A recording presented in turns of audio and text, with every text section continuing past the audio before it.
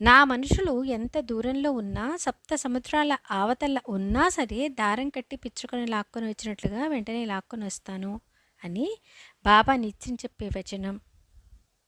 మనం వారి మనుషులం కాకపోతే వారి వైపు ఆకర్షించబడం అని నాన్న చెప్పాడు. మీరు వారి మనిషి కాకపోతే మీకు వారి దర్శనం కాదు. ఇదే బాబా యొక్క గుర్తు. కనుక మీ అంతట మీరు అక్కడికి వెళ్ళలేరు.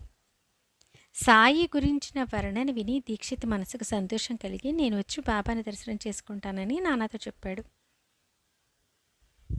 ఈ నా కాలి గురించిన మాట ఎందుకు? శరీరం నశ్వరం కనుక కాలి బాధ ఎంతకాలమైనా ఉండని, దాని గురించి నాకేం చింత లేదు. నిరతిశయ సుఖం సంపాదించుకోవటానికి నేను తప్పక మీ గురు దర్శనానికి వెళ్తాను.